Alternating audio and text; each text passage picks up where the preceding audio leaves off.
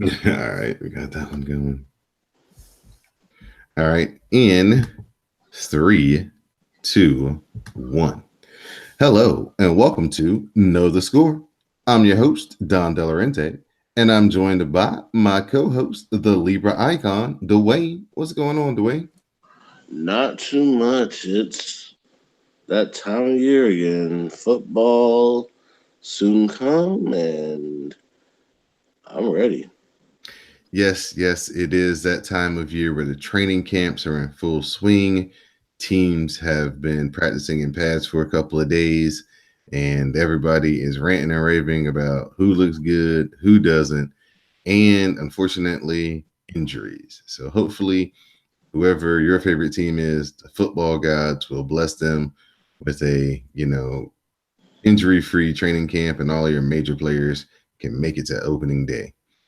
This is Know the Score. We're going to be talking about the NFC West and AFC West. We're going to preview those two divisions on this episode, as this will kick off our NFL 2019 season preview. Dwayne, I'm glad that you could join me again. It's been a minute since we had a chance to talk, so I'm glad we're getting ready to talk about some NFL football.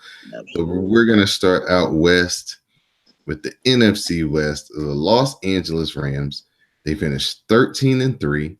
They lost to the New England Patriots in the Super Bowl. Of course, everybody remembers that. Really went for it last year with a lot of signings. They signed Aaron Donald to a big contract. They signed free agent Dominican Sue. They really loaded up on defense to go after the championship, and they fell few plays short here or there on offense and defense. So they come into the season with losses like every team. Some of those losses include the before mentioned Ndamukong Suh, their center, John Sullivan, offensive guard, Roger Saffold, safety, Lamarcus Joyner, linebacker, Mark Barron, running back, CJ Anderson, and quarterback, Sean Mannion. Before we move on to their additions, I'd like to ask you, Dwayne, who you feel one or two players that, they're going to feel the impact of losing out of that large list I just mentioned? I would say probably on the defensive side would be Ndamukong Suh and also Mark Barron. I think Sue's presence in the middle definitely helped Mark Barron. Who transitioned from safety to linebacker, and that loss on the defensive end really kind of leaves a huge void because when you got the offensive line occupied by Sue, it allows Mark Barron to make those tackles for loss and sacks. So that's a huge impact on the defensive side. And I think on the offensive side, you lose a guard like Roger Saffold, who's been with the Rams his whole career until this point, and Saffold's one of the leaders when the Rams made that move from St. Louis to LA, and now he's no longer a part of that process. That's very frustrating in a sense as well. So I think on both sides of the ball, there is going to be a huge impact felt. Uh, and then even also, I forgot to add C.J. Anderson because C.J. Anderson was really once he got to L.A. last year after being cut from the Panthers and the Raiders, he came to Los Angeles and was a really good quality backup to Todd Gurley, and basically now Yeah, with he won him a playoff game against the Eagles, basically. exactly. So with that, that's going to be a huge. I think that's going to be a huge void on the offensive side of the ball as well. All So right. without Saffold's blocking and Anderson's presence to take the load off of Todd Gurley, that's going to be a very very huge loss for the Rams. Important additions to the team. They signed Eric Weddle. They've also signed Clay Matthews, Blake Bortles. They drafted sailor Tyler Rapp and drafted Greg Gaines on defense as well. Another note, their coach and GM both received 4-year extensions, so they're signed through 2023. So Sean McVay and Wes Snead have long-term security out in LA after that deep run to the Super Bowl. Now, as far as the additions go, they upgraded at safety. It looks like they're trying to get better safety play. They got some more. I don't know. They kind of play a 3-4 defense. They play more of a hybrid defense. So Clay Matthews will have spots where he could probably be maybe not an every down player, but a spot rusher. Do you think that Clay Matthews and Eric Weddle will give their defense enough punch that if they do get into another situation like they were in the Super Bowl, that maybe they can keep the game close in the moments that they need to, so their offense can, get 1 or 2 more chances at the ball? I think it does get. They do have a nice impact in terms of what they can bring to the table. Still plenty of still plenty left in the tank in both players. Homecoming for sorts for Clay Matthews because he gets to play in the same stadium, play college ball at USC. Um, so that's also motivation right there. I want to say though, with that being said, can the to answer that question, I would say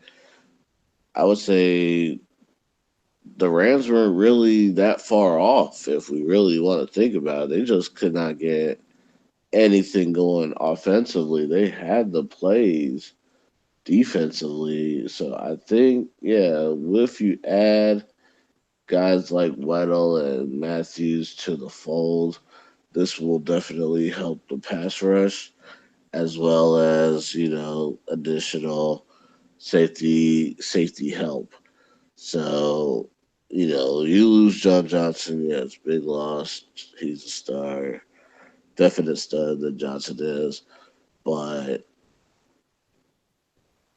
I think adding some experience, adding guys who you added a guy in Clay Matthews who's won a Super Bowl already, and then you have one of the more top safeties in the game in Weddle. This is a win-win for the Rams. This if they end up coming across New England again in the Super Bowl, they can get that W. The big question for the season for the Rams, of course, is the health of Todd Gurley. We may see him maybe the Rams taking an approach with him like they did with Kawhi Leonard and some of these basketball players, where he may, if it's a surefire blowout, only play half the game for load management or something. He may miss a game where he actually isn't really that hurt, but he's nicked up just for load management, because the offense is a lot different when he's not at 100%. And like you said, CJ Anderson did a great job coming in to fill in for him. But you could see in the Super Bowl, especially when he's not able to do Todd Gurley type things, that it really sets his offense back.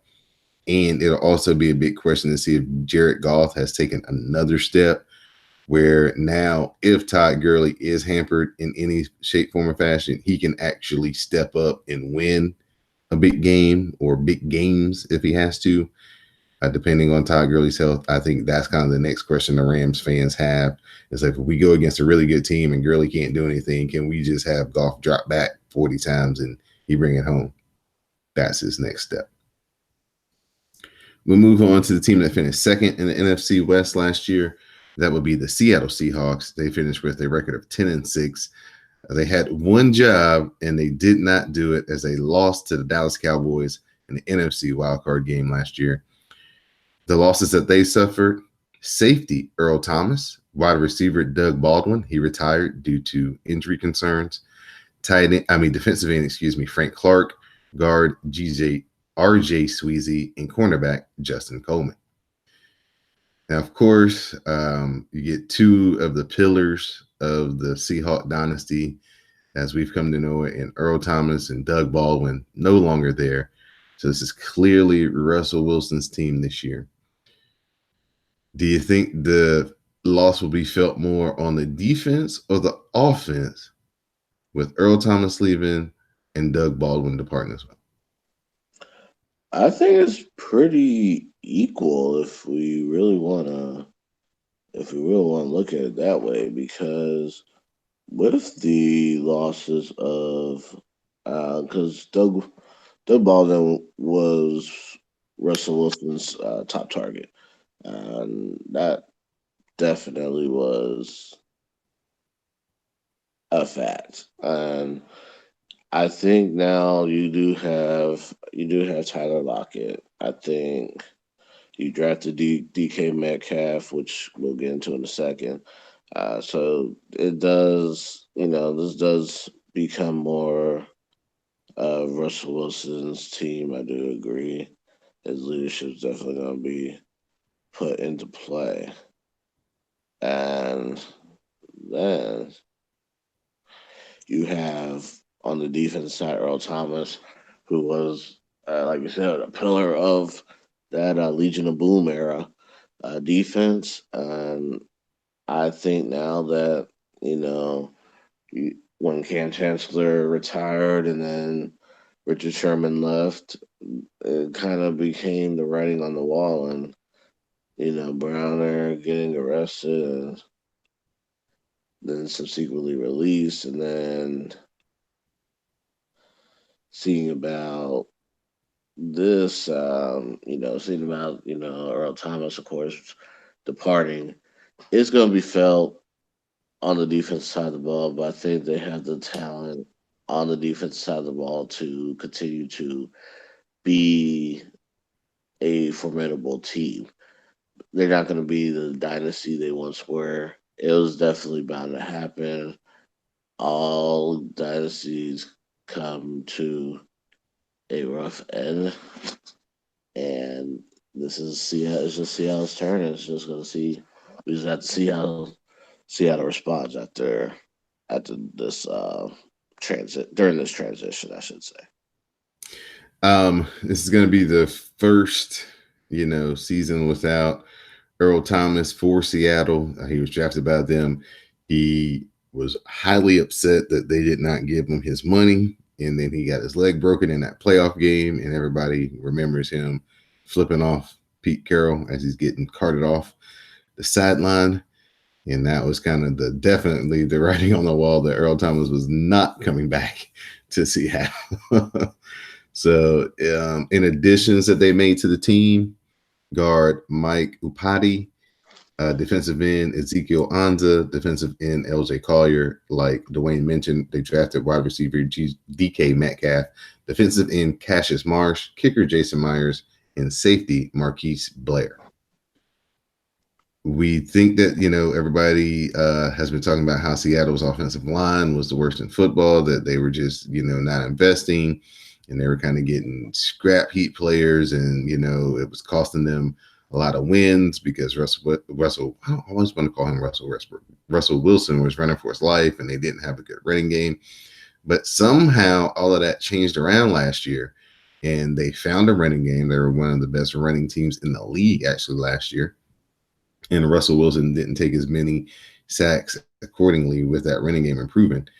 So now with the addition of DK Metcalf, a big, strong, physical, fast receiver, is this the year where Russell Wilson, elevates himself into like the 35 touchdown club this year as far as quarterback play? Yeah, so I think this could be the year that Russell Wilson does this, and here's why. You have more freedom to you have more freedom in the offense. You were getting that freedom before, but I think Pete Carroll kind of was holding him back a little bit. And then after that, you end up having your own room, and you get the big contract. So he did get that big contract extension, right? Mm-hmm. Okay. So now that you have the big contract extension, this is really them saying, okay, this is your team. And now, with that being said, he's got the weapons. He has the line now, better line, a more improved line. It's really going to be about health at this point. If and what's the best way I'm trying to stand here? What the best way to put it? I'll say this: what you need to do is for Seattle is get this team. Make sure their offense is good. Make sure they get a good running game to complement that. We need to make sure that Chris Carson, CJ Precise, whoever is going to be touching the ball the most, get some good gains. You got to have balance in this league, no matter what anybody says. I know it's a quarterback league. I know the aerial attack is key, but you got to have a good running game to balance everything out. So I think Russell Wilson can get to 35 touchdowns this season. He's always constantly looking to improve and get better and stay evolved. All right. Speaking of extensions, Seattle did give Bobby Wagner, their great linebacker, his money a couple of days ago. So he's in the fold for a couple more years to head that defense and lead those young guys. So they're looking for big things over in Seattle. They're looking to improve on the playoff run and get a couple steps farther this season. Now we turn over to the San Francisco 49ers. They finished 4-12. Their losses include wide receiver Pierre Garcon, punter Bradley Pinion, and defensive end Cassius Marsh. I don't know if any of those people will be important losses. Maybe Pierre Garcon, just because he appeared to be Jimmy Garoppolo's, favorite target. But he could always come back later in training camp. He's a free agent right now. He hasn't signed with any teams. And a team that has such a young defensive line, seems funny that they would give up so quickly on Cassius Marsh, though. Yeah, that was very interesting that they kind of let him go, so soon. But when you do have a Bosa in the draft at a high pick, you have to grab him as quickly as you can. So I also understand that point as well. All right. Now, their additions include defensive end D Ford, who they traded for in the offseason.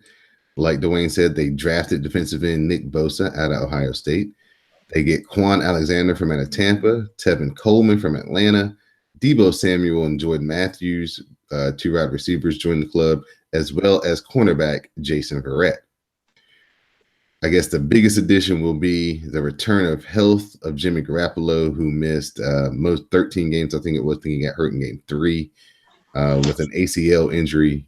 He will not be participating in the preseason, but he, at least the opener, probably not most of the preseason. Maybe he'll get some work in that third game. But I think San Francisco is going to take it slow with his recovery because they like their backup quarterback and Nick Mullins. Storyline for San Francisco, I think, is can they just improve and get to 8-8 and maybe, be this year's Cleveland Browns, where we expect them to be improved, just how many games? Well, not only is San Francisco looking to improve, and try to get to 8-8, this team is looking, it's even loftier goals. They're looking to Super Bowl or bust for them. Well, they must have a lot of trust in the Shanahan running game with Tevin Coleman then. They really do. I think if you're looking at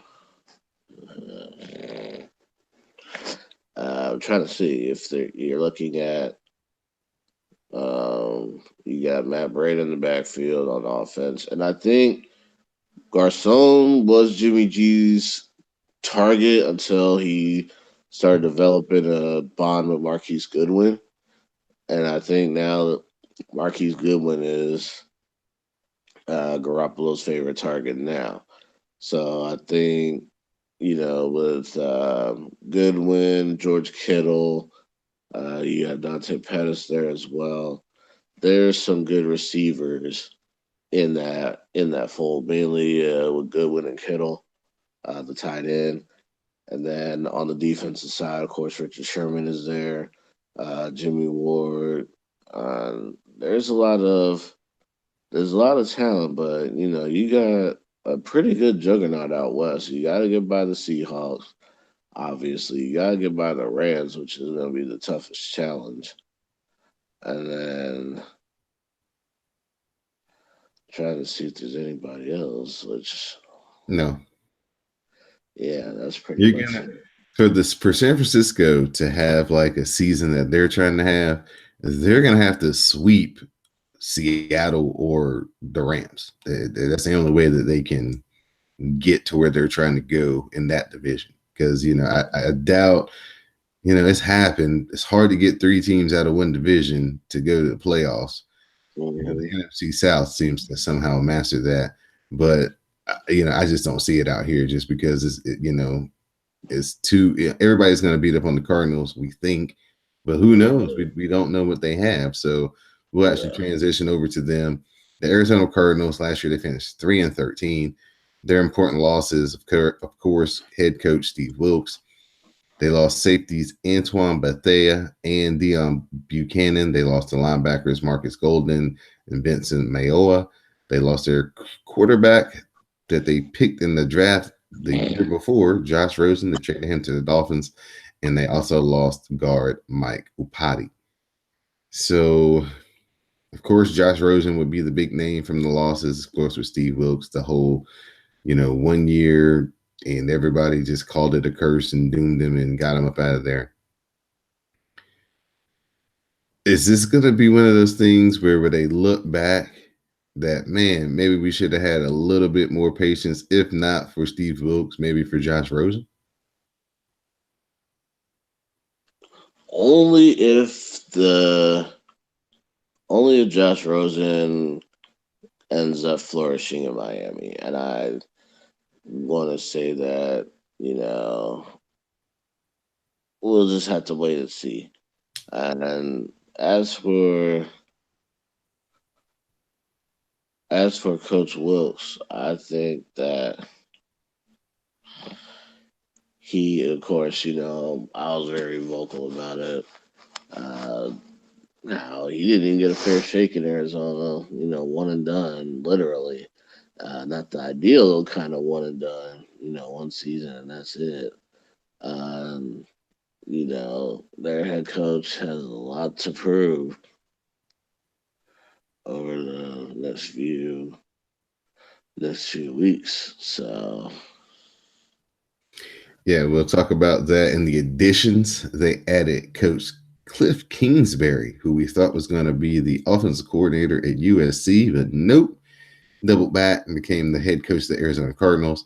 They drafted Kyler Murray from out of Oklahoma, Heisman Trophy winner. They added defensive end Terrell Suggs, cornerbacks Robert Alford, Tremaine Brock, and Byron Murphy. They also added wide receiver Andy Isabella. They also added tight end Max Williams and linebacker Brooks Reed.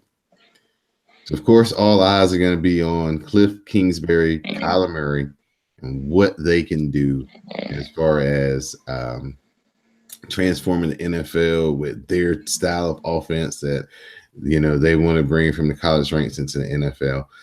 One of the other important losses that we did not cover was Patrick Peterson going to be suspended for the first 4 games due to PEDs. So that's going to be a blow for their defense. They did try to upgrade some positions as they added Terrell Suggs for his rushing abilities. I'm pretty sure he won't be an everyday starter, but every play starter, but probably definitely pass rush down guy. They got Robert Alford and Tremaine Brock to kind of, help with the cornerback situation. So it looks like they had a plan definitely on defense to kind of get that geared and squared away. Cliff Kingsbury, Kyler Murray, and I guess Larry Fitzgerald, Christian Kirk, and my man, the running back, Johnson. those are kind of the five guys that this season is going to kind of depend on.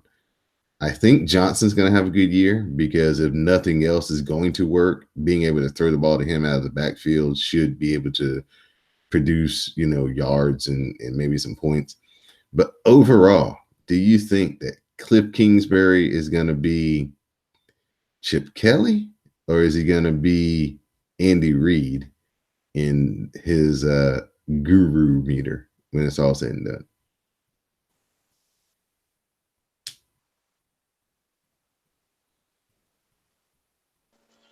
All right. We're still on the Cardinals, right? Yep. I want to know, do you think Cliff Kingsbury is going to be a guru like Chip Kelly was, or is he going to be a guru like Andy Reid currently is? I'm going to say, I want to say it's going to start off Chip Kelly like, but I think he can evolve into Andy Reid. And the reason why I say that is I think with the way the air raid attack has been transitioned into the NFL by a few teams, which includes the Browns on the home situation because Baker Mayfield does wear those jerseys. I would say yes. The reason why I say that because uh, this is a team uh, that makes sure they are not only in this new transition, they are, you got a new coach, new quarterback. They're trying to change the whole culture, trying to get that culture that was cultivated a few years back and almost over a decade ago. When they made, but when they made it pretty, when they made it to the Super Bowl that one year and had that NFC title run that ended in Carolina about 4 years ago. But as for now, I want to say that, you know, it's a big question mark. Do I think that he'll be okay? Cliff Kingsbury, yes. Do I think Kyler Murray is going to be a great player? Absolutely. Um, there's going to be a lot of growing pains to start off with, but if you end up doing something that's, well, what's the word I'm looking for? I think the one advantage Kyler Murray is going to have that most NFL quarterbacks do not have is really how much of this system is he really got to learn. Right. Most quarterbacks coming out of college, coming to the NFL, oh man, what I'm saying, they have a whole new language, a whole new, process and how they see the field and what they're looking for, and what their job is on the field is, changes a lot in the NFL compared to college in the offenses. But with this is an offense that he's very familiar with, at least the concepts, the terminology, and what you're looking at. So I think that it could be, I don't know who their first team is that they play, but if you remember 2010, that second quarter where the Redskins came out in the pistol against the Saints and kind of everybody was like, what the hell is this? That might be like what the first half is for the Cardinals in the first game, where everybody's looking around like, what the hell is this? Mm-hmm. It's kind of like a shiny new. It's kind of like like you said, it's brand new, so there's no familiarity, even though it's familiar to some of the coaches, but the guys that have to execute it, that's where it's going to be And very, we very tricky. and we've never had a coach and a quarterback combined that are like so both knowledgeable in it. You know what I'm saying? It's like Robert Griffin was knowledgeable in it, but the Shanahans were learning as they went along. Um, Mm-hmm. you know, um, Cap was knowledgeable in the pistol, but Harbaugh and that staff was kind of learning as they went along. There's going to be no learning as they go along. This is like, you know what I'm saying, one of the architects of this thing. So, you know what I'm saying, if there's any decounters and all that stuff, he knows what they are. So it'll be interesting to see how he works as an NFL coach. This is Know the Score. We just wrapped up our NFC West preview. We got one more thing that we're going to speak about, and that is the predictions. So, Dwayne, I'll ask you first before I give you my prediction. Give me who's going to be your division winner, and let me know who else you think could make the playoffs and will go to the playoffs if you think they will have two playoff teams out of the NFC West this year.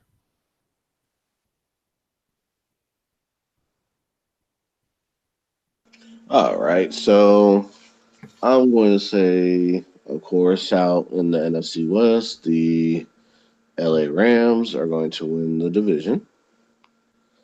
I'm going to say the Seattle Seahawks. There's a toss up between the Seahawks and 49ers. My lean is going to go with the Seahawks, mainly because they have a little more continuity than the 49ers do. Um, I would say the 49ers will be the third team, and then the Cardinals. I think the Cardinals will get 5-11. I think they're gonna win a lot more games than people will give them credit for. All right. I agree with you. I'm going to say the Rams are going to be the class of the division this year. They may drop a game just because, you know, taking a little bit more precaution with Todd Gurley may cost them a game here or there.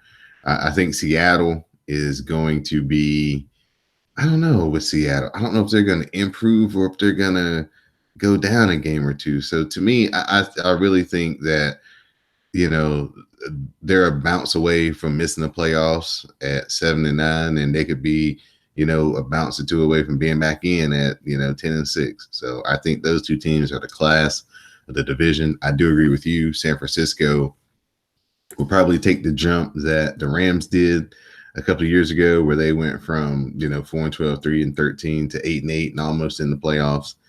And then Arizona, they're just going to be fun. I think if you're playing fantasy football, there's a lot of good players on Arizona that you might be able to get in some good positions in the draft. And you might be able to win their fantasy league or two with some guys from Arizona's team. Because if anything, they're going to throw the ball around a lot. And if this offense does work, they might not score a lot of points, but they'll accumulate a lot of yards. And that's just as good sometimes in some leagues as touchdowns. So that's what I would say for the Arizona Cardinals. It'd just be fun and to see if that style of offense can actually work. Know the Score is being brought to you by the CSPN. You can find Know the Score on the web at cspn.us. You can also subscribe to Know the Score through Google Play, iTunes, SoundCloud, Stitcher Radio, Spotify, and YouTube. Don't forget to rate and review each and every episode of Know the Score. That does help us with our, statistics and getting eyeballs onto the podcast. So we'll shift over to the AFC West. The winner of the division last year, the Kansas City Chiefs, they went 12-4. They lost to the Patriots in the AFC Championship game, that classic at home in Arrowhead in overtime.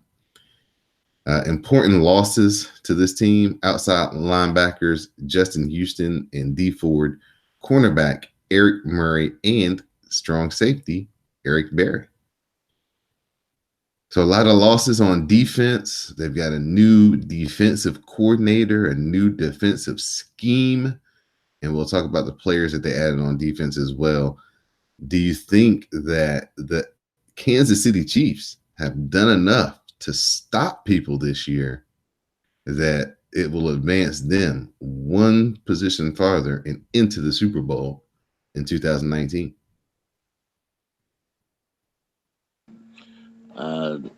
That's to be determined, but I kind of think, even though you got a new coordinator, you got a new scheme. Most of the personnel is the same, so how are the personnel that are there going to respond to this new scheme? Are they going to do well in this 4-3?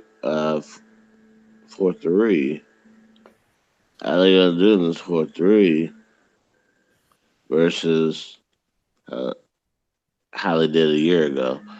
So I think there will be improvement because they were one of the worst defenses in the NFL. There's going to be some improvement, but nothing to blow your socks up, if that makes any sense. Yeah, I got you. Important additions: defensive coordinator Steve Spagnuolo, free safety Tyrann Mathieu, linebackers Damian Wilson and Darren Lee, defensive ends Frank Clark, Alex Okafor, and Emmanuel Agba, cornerback Bashad Breeland, tight end Blake Bell, running backs Carlos Hyde and Darwin Thompson, wide receiver McCole Hardman, and strong safety Juan Thornhill. Important losses should also include running back, what's my man's name who got uh, suspended for hitting the young lady. Um, Uh, you know who I'm talking about. He I know, I plays for know. Cleveland now, but I can't think of his name. Uh, oh man, why am I blanking on this young man's name? But yeah, so he's a loss too because he is definitely a talent. Right, right. I know who you're talking about. Gotta look. It's drawing a blank. It's drawing a Yeah, blank for me as well. yeah. So But that could add him to the losses as well. But a lot of additions on defense, as we highlighted when we first brought them up. I guess the biggest question is I don't expect Patrick Mahomes to go for 50 touchdowns this year. But if you were betting out in Vegas, Dwayne, how do you feel? Over, under 50 touchdowns again for Patrick Mahomes. well, for the cheat code that is known as Patrick Mahomes, and then I say cheat code because he's going to be the reason why there's going to be a lot of broken controllers on Madden this season. So, um, I'm gonna say he's gonna be near 50, but I'm gonna go under. Okay, okay. Kareem Hunt is the gentleman that we could not place a name on. The running back who was suspended 8 games for violating the NFL's personal conduct policy. He was picked up by the Cleveland Browns on a steal, and he's going to be a big addition to their backfield.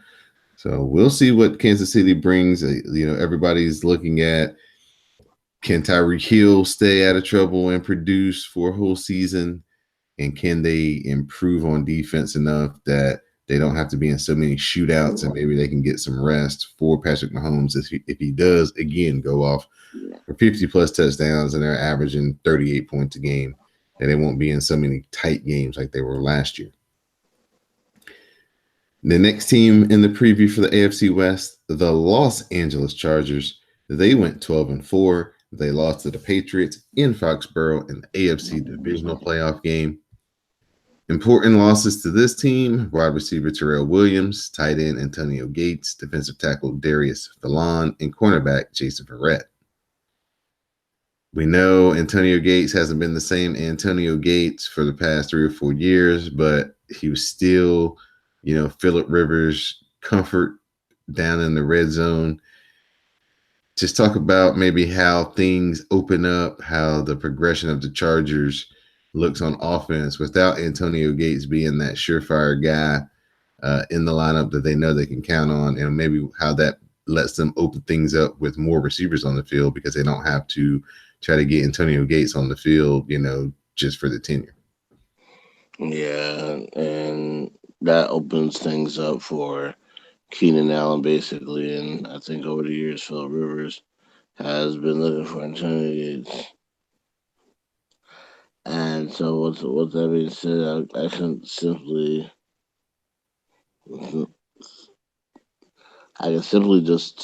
advise them what to do.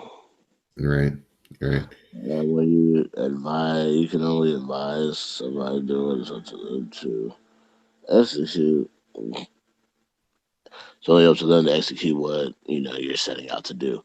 And I want to also just say too with the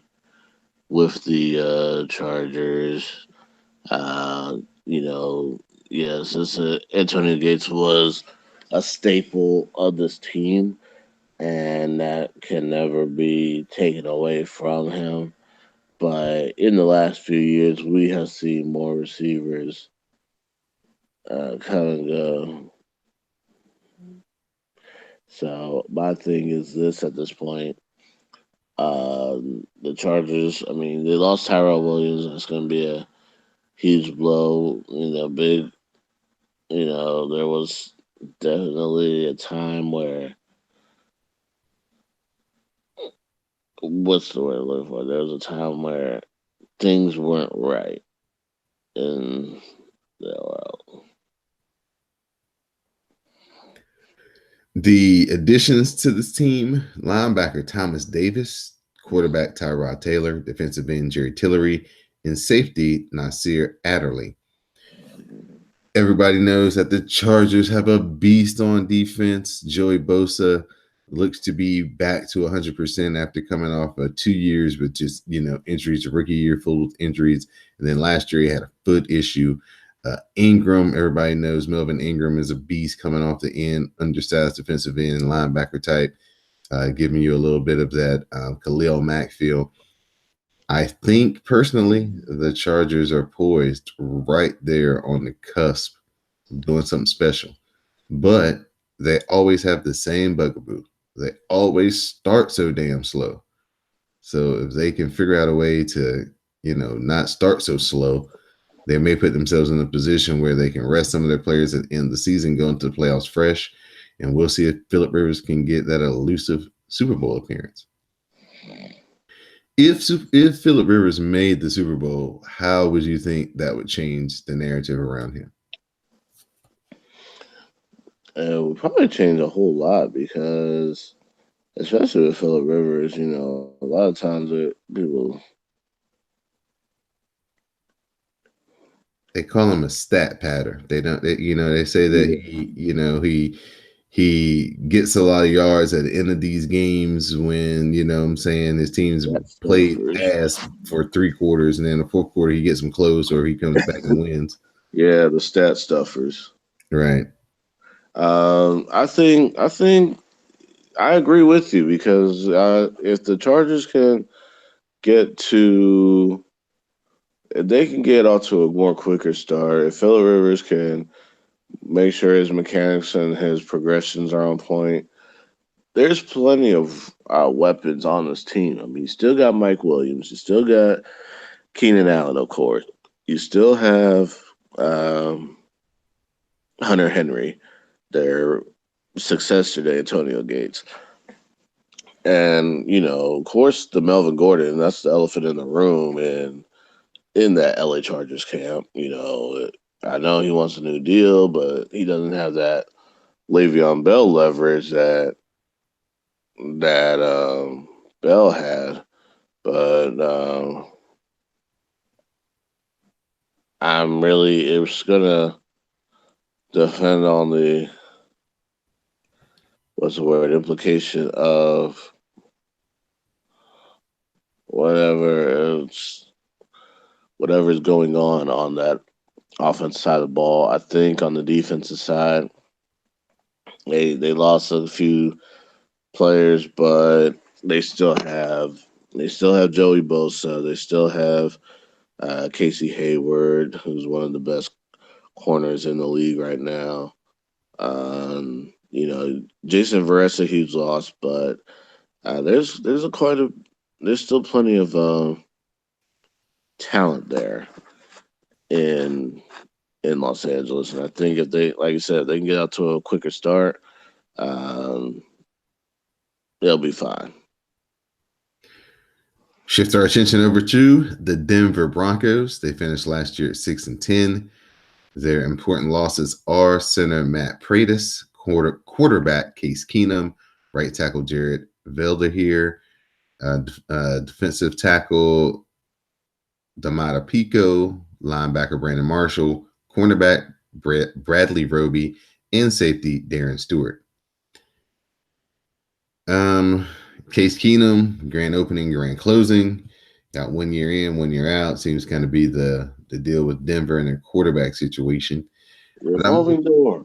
but I'm more interested in Brandon Marshall, one of the faster linebackers in the NFL, and Bradley Roby, one of the best slot cornerbacks in the league.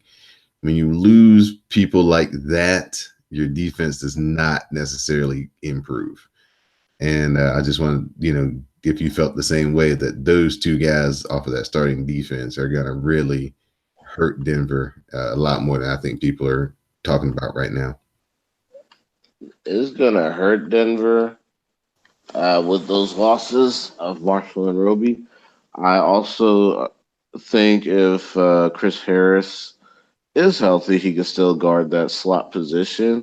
And then you just got to wonder who's going to be on the other side of the ball because, of course, he's only he can only do so much basically.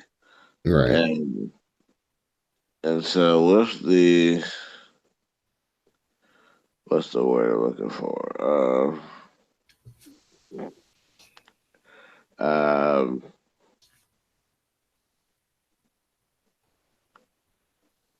I'm just trying to see here. Let me just. Okay, so on. I'm just trying to get my thoughts here, so give me just a second. Um, yeah, so with that defense, I mean, Von Miller can do but so much. We know Von's a beast. Um, Bradley Chubb, Shaquille Barrett, uh, Shane Ray, if he's still there. There's gonna like the linebackers and that front set. The front seven is gonna be the key because if the front seven can get enough rush to the quarterback, it'll mask what the holes that are in the secondary. But if that front seven can't get any pressure, quarterback's gonna have a field day with this Denver defense. Definitely. All right.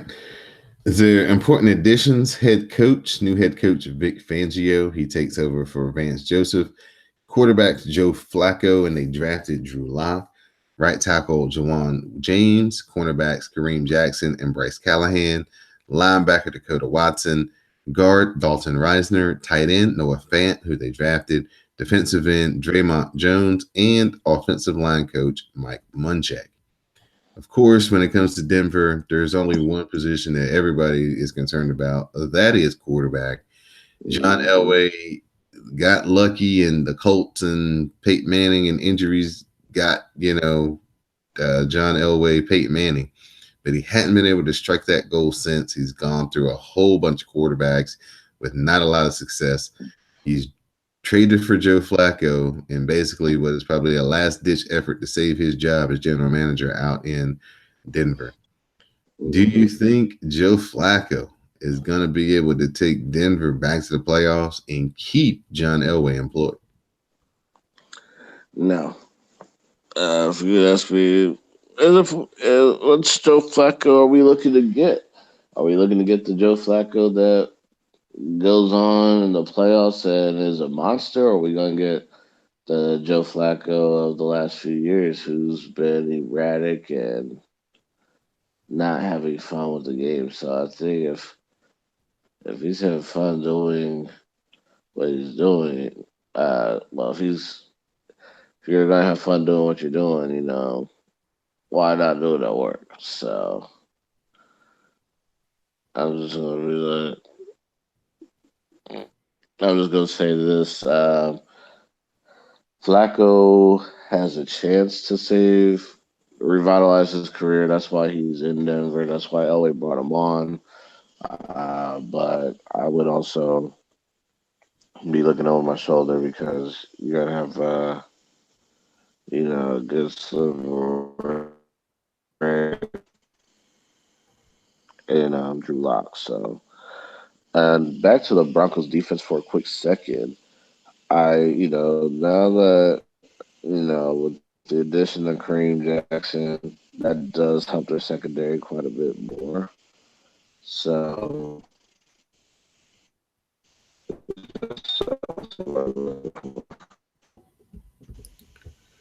Yeah, I think Kareem Jackson will, do some things for the Broncos. You're right. Their secondary is still one of the best, even with the loss of Bradley Roby. Their secondary, I really like Chris Harris. He's really one of my favorite cornerbacks. I just like the way he plays man to man, and he gets right up in there, and he makes a lot of plays. So it'd be interesting just to see how if Lindsey can repeat the rookie year that he had running the ball, and can take a little bit of the pressure off Flacco.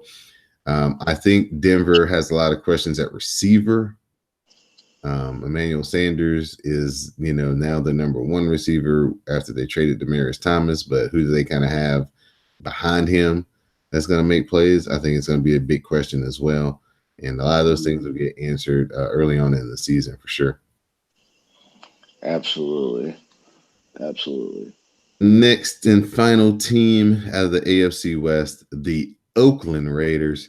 They finished last year at 4-12. The important losses for the Oakland team: tight end Lee Smith and Jared Cook, running back Marshawn Lynch, wide receivers Seth Roberts and Jordy Nelson, offensive lineman Kalichi Asamale, defensive back Rashawn Melvin, defensive back Marcus Gilchrist and Reggie Nelson, defensive lineman Frosty Rucker, and tackle Donald Penn.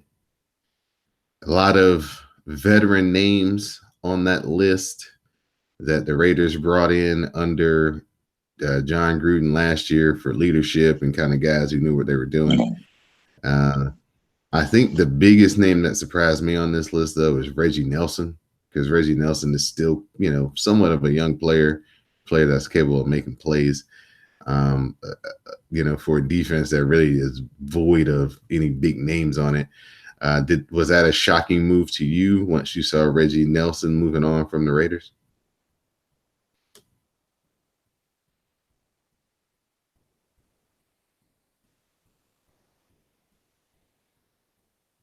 All right, sorry about that. I would say for me, the biggest loss would be not just Reggie Nelson in terms of a young DB, but Marcus Gilchrist as well.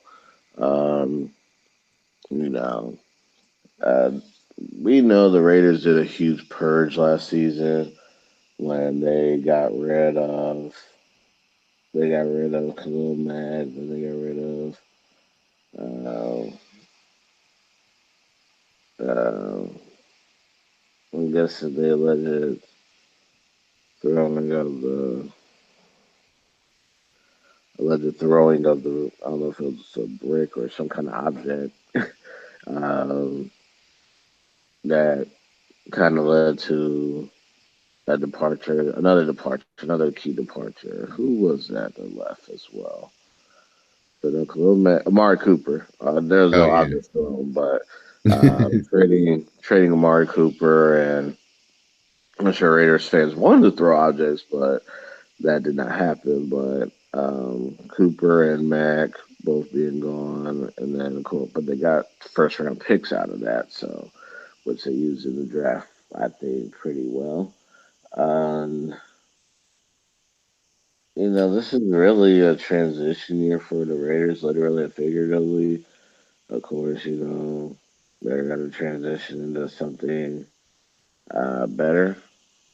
And then on top of that, obviously, you see the amenities that Raider Nation, with the additions that the Raiders have. Um, Probably the biggest one for me, Antonio Brown. I All right. think. Well, hold on. I'll go through the list to fill people in. As you stated, Antonio Brown is the biggest number one addition, headline grabber. Then they got Ryan Grant and Terrell Williams, so they made over their whole new receiving core. They got tackle Trent Brown, defensive end Ceylon Farrell, and Benson Mayowa,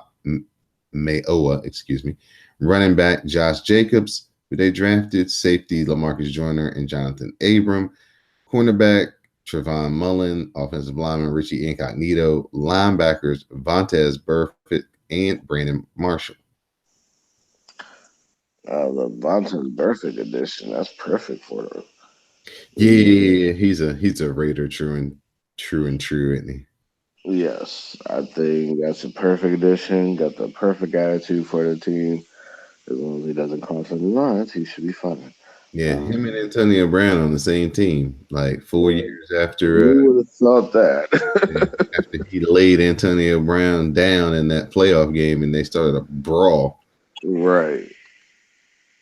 Yeah. Hopefully, bygones are bygones. And that was the main reason why to this day Marvin Lewis has still never won a playoff game. Right. Basically, because that game was won. That game was Until won. that game was won, and then Marvin Lewis still missed Cincy with no wins. So Yeah, we'll man. touch on that later on. But I would say that, yeah, obviously, I think it's you upgrade, you trade Seth Robertson, Jordy Nelson, you get Tyrell Williams and Antonio Brown out of the deal. Um, I really don't think that. I think the Raiders are going to be okay. They're gonna be better than they were last year. I mean, we know what they went through. And then of course with all the craziness in the off season, uncertain if they're gonna even have a home at the moment, but looks like they're gonna go back to Kazar Stadium and play the games there before. Yeah, they're it seems like they're trying to load up and get their talent pool and their star power up. So when they make this move to Vegas, that like you said, this kind of transition year, and hopefully next year they'll have everything in place and they can hit the ground running and have a great opening season in Vegas. I think the biggest question that everybody's going to have in Oakland is, does year two look better between John Gruden and Dave and Derek Carr? Does Derek Carr, you know, take the coaching and improve, or will Oakland be looking for a new quarterback when they head into Vegas next year? If you were a betting man, does Derek Carr survive and is he a part of the team going forward, or is he going to be somewhere else when the Raiders make their move to Vegas? I think he'll survive. I think this is something that Antonio Brown wanted. He wanted to team up with Derek Carr. I think the feeling goes mutual. I think they're gonna, quarterbacks and receivers always working on routes and connections and building that chemistry. So I think with Antonio Brown in in California, this will be something that he can transition to with no problems.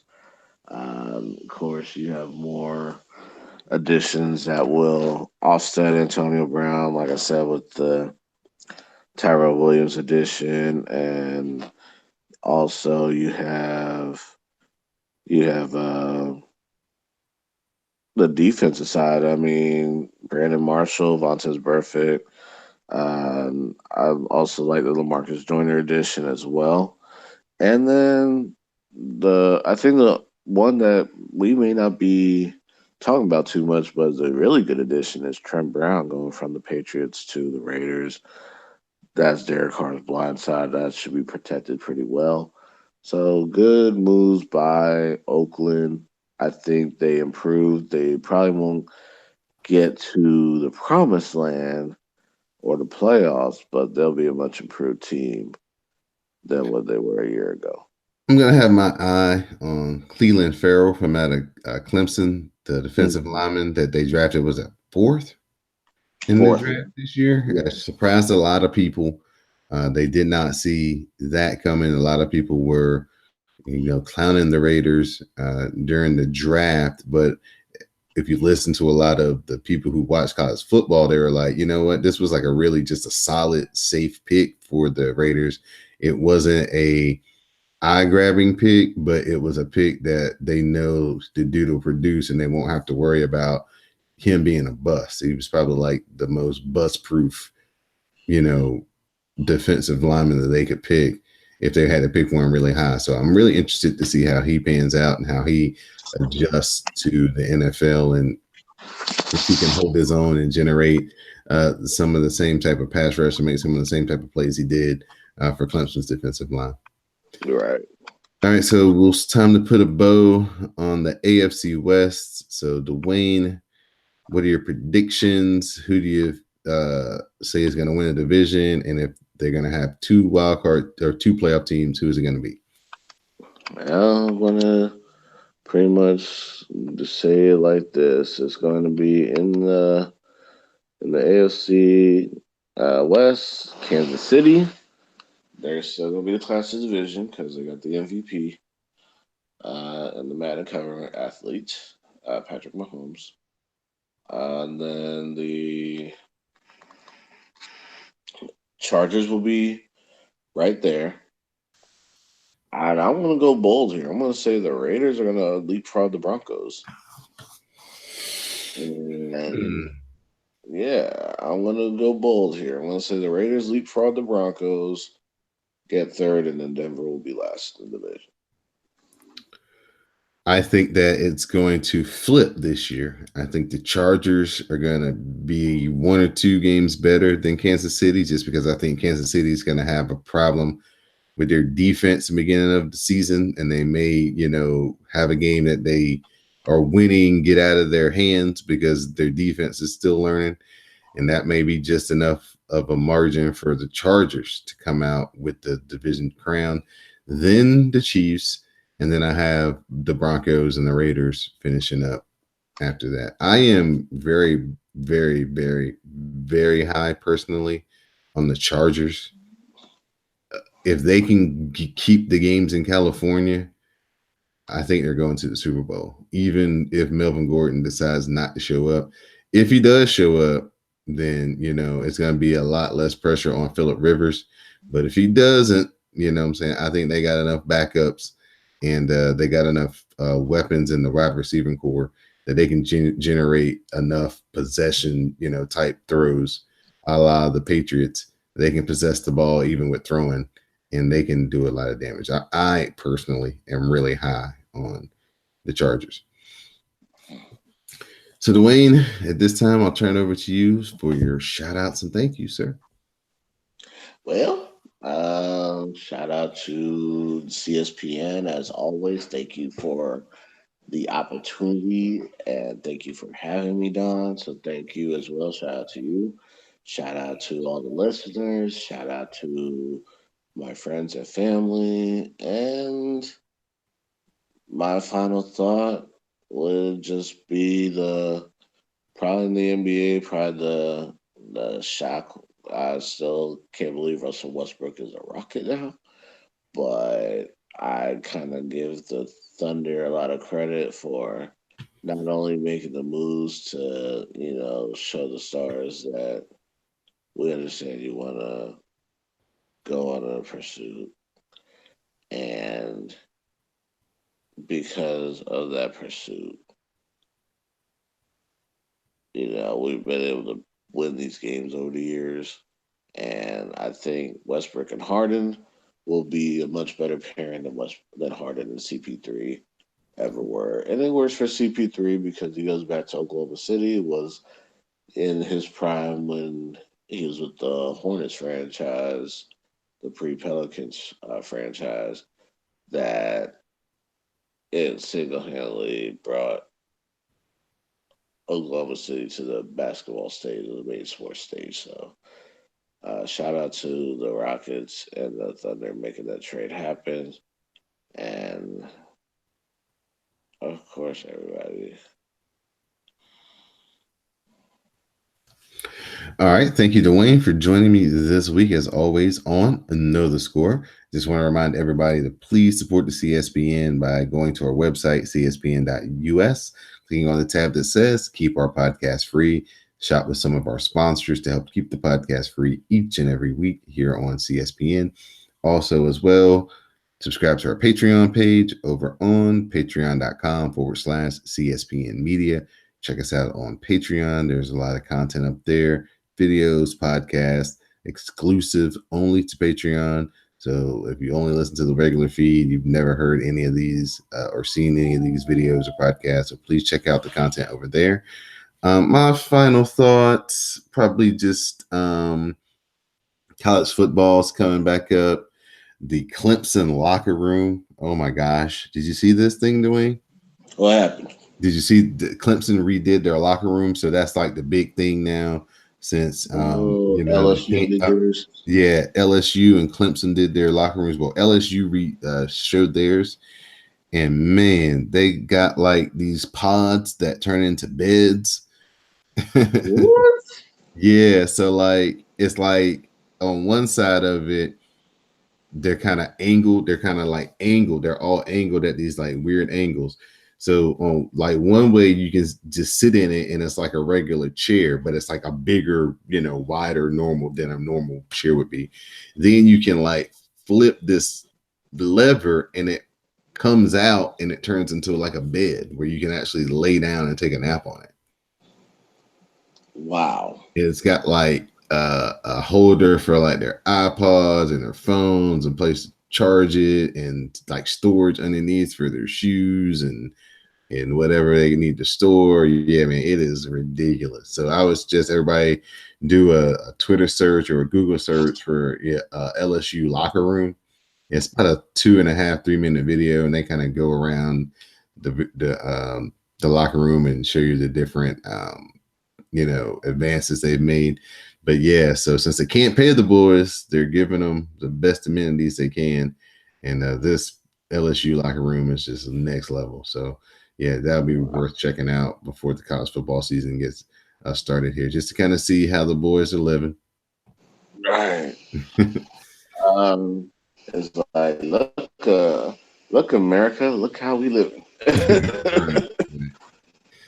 So for my co-host, the Libra icon, Dwayne, I'm your host, Don Delarente, and now you know the score.